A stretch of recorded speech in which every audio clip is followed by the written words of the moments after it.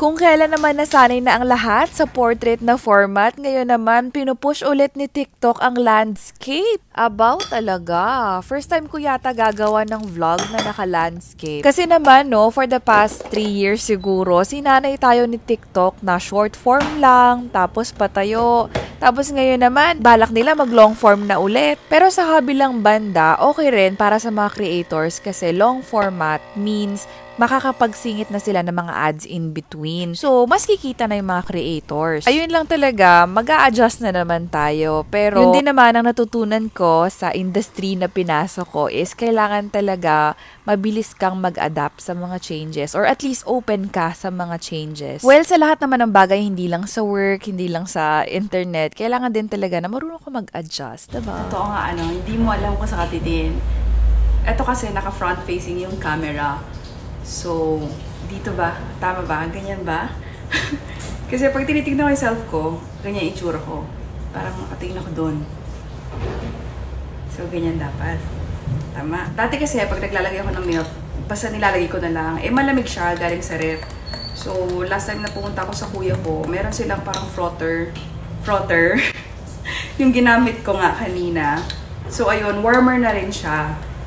So, hindi na mabilis lalamig yung coffee. Kasi nga, warmer siya. Tapos ganyan, no? Fluffy. Fluffy yung pinaka-milk niya. Frothy. Frothy? Basta yun. That's yun.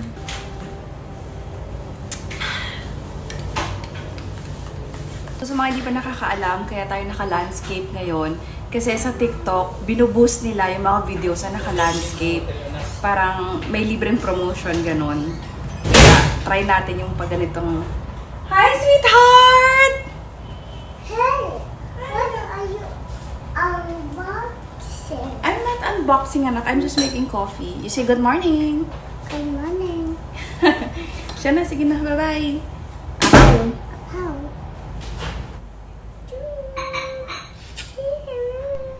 So guys, ano masasabi ninyo dito sa bagong format natin? Mas nagustuhan nyo ba? Feeling ko sa ganitong type, parang mas slow-paced na siya.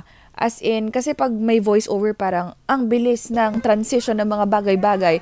Pero with this one, parang mas kalmado and mas nakakapag-usap tayo, 'di ba? So anyways, ganito nga pala ako pag nagwo-workout. It's either si Kat yung pusa namin pag andun ako sa may gym nagwo-workout. Or si Kitty naman yung lalapit sa akin, ganyan. Makiki-exercise din siya.